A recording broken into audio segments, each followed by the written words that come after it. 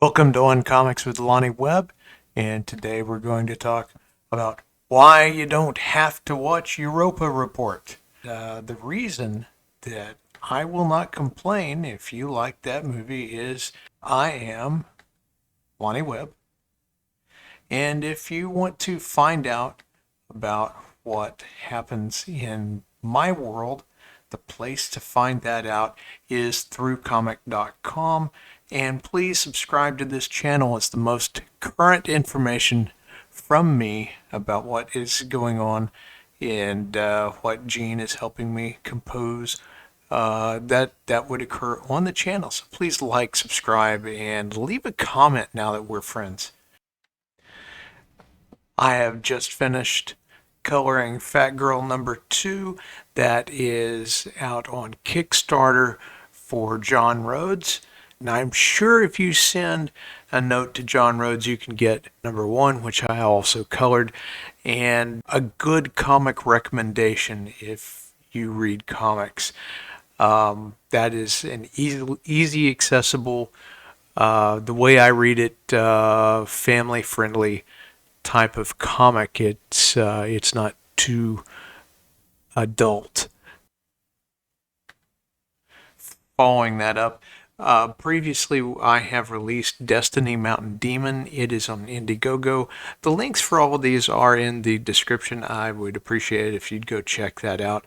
The comic did quite well. It remains in demand, and I would like to do a follow-up to Destiny Mountain Demon so that story gets additional chapters, but I want to hear from what the people who invested in the comic and have read it. I want to hear what the responses are. I want to hear your desires, and I will definitely be making the comic that you ask for. Along that line, I am doing a comic called Man of Axe Hill. It's a very testosterone-driven Conan type of story with lots of magic and fantasy. And if you like a rough and tumble, adrenaline-fueled type of comic, I hope you will check that out. Right now, I am only collecting email addresses, and the link for that is in the description. Please go check that out. Today we're talking Europa Report, which is a movie that was released on YouTube as far as I can tell. Had I believe it was a $10 million budget, brought in a less than a couple $100,000. I'm not real sure how that works out. I don't know where it was distributed except that it was distributed in the United States and that it is now on YouTube. You can go check it out for yourself on YouTube. I will put the link in the description. It's a free watch, but I don't recommend it. Saying that, it is a very, very well put together production. The scenes are produced well. Why don't I appreciate the movie? Well, it's got an identity crisis. This is a movie that has got everything going for it. Take a look at this set. It looks realistic. It's got all of our favorite supporting characters from everything we've seen in the past 20 years. The first season villain from Dexter, the mob boss from John Wick, the guy in Badlands, a vampire in True Blood, and she's also a recurring character in Agents of S.H.I.E.L.D. And of course we have the most recent version of Murdoch from the 18 movie, that is, and the Romanian actress who plays the ship's pivotal point of view character. She is she's Romanian, and somehow I've never seen any of the stuff she's in. Looks like most of what she appears in is British. These are excellent actors. I have nothing to say about their performances except they're top notch. The movie harvests all of the B-level talent it can find, and it's great. It works. Unfortunately, that still leaves us with a little bit of a downer in terms that what we expect to have happen is, hey, this guy, the serial killer we're used to, really ought to become a madman and start killing people off in space, but that doesn't happen. What we have is, again, a movie with an identity crisis. Is it 2001? It works real hard to be 2001. It has that atmosphere, semi-claustrophobic. I don't see it as that claustrophobic. That's a word that's attached to the film, and I don't buy it.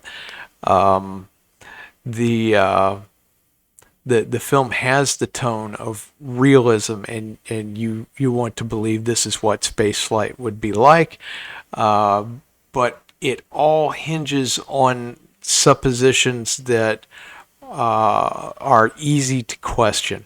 Could there be life there? I just don't believe it's warm enough to have something living right now on Europa. On the other hand, the MacGuffin of the story is a solar storm that arrives unexpectedly and knocks out communication with with mission control. Well, that's a bizarre thing because radio communication is used all through this thing. Computer technology is in use all through this thing. Video technology. Everything that happens in this film is a digital piece of equipment that is not damaged by the solar flare.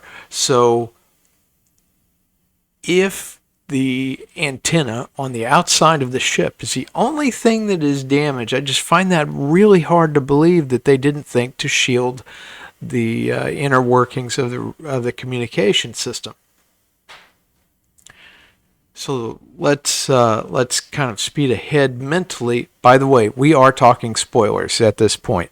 If you want to go watch this movie, stop now, go back. I do not recommend it. It's a waste of 90 minutes of your life. When we get to the end of the movie, there is a transmission of all the lost footage that they assemble into a lost footage movie, and that is how we get this transmission from the Europa report. Again, if we have no way to communicate and the antenna has not been repaired, how are we sending this information from a camcorder to Earth? Ooh, the scary villain. We get to see the scary villain at the very end of the film, which we get to see it because the pivotal character, who is the last character left alive in our, it's not 2001, it's not 2010, it's now Alien, where we kill off everybody, including the Ripley character. So we're going to kill off everybody, and we're going to do that by opening the airlock, which opens outward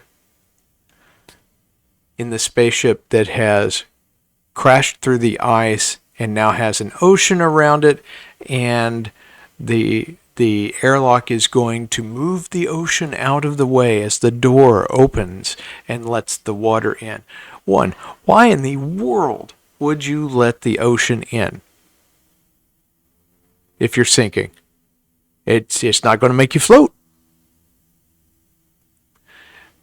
It's not going to make you safer. Everything that these characters have done through the movie have been good decisions to extend their lives, to extend the mission, to complete mission narratives or orders and objectives. And all of a sudden, the most important thing to do is to open the airlock and die. I don't buy that one. That's bad script writing. But it's the only way to get the big bad on screen in a big scary way. And okay, it's a squid, hi squid, from the abyss. So is this movie 2001, Deep Star 6, 2010, or The Abyss? It's none of the above. It's just a mishmash of elements as we need them, because one of the things that takes place is every time a character is about to die, we get this very bad TV trope of let's give the character a meaningful soliloquy as they realize it's just not worth living any longer. And then some horrible thing happens and kills off a crew member. All of that being said, Europa Report is produced well. It's directed well. The script hurts. It hurts from a lack of identity. Just looking at the found footage aspect, I almost think that they took a movie that was well produced but started to fall apart when they watched it, and they couldn't find a theme, they couldn't find purpose, and tried to create something a little bit more exciting on the editing in the editing bay, and what we get is what we see on YouTube. Would I ever go back and spend 90 minutes again of my life looking at Europa Report? Absolutely not. There are other things to look at, such as drying paint, which is more rewarding. This isn't even a fun movie to get drunk to. I highly discourage your involvement in it. If you want to do something fun with your time and your talents, choice between Destiny, Mountain Demon, and of course there is also John Rhodes, FATGIRL 2. And remember, you can find me in the far reaches of the internet on through comic.com. Please subscribe, hit the like, and do leave a comment, because I'd like to get to know the people that talk to us. Thank you so much, and we'll talk when we can. I read comics, baby.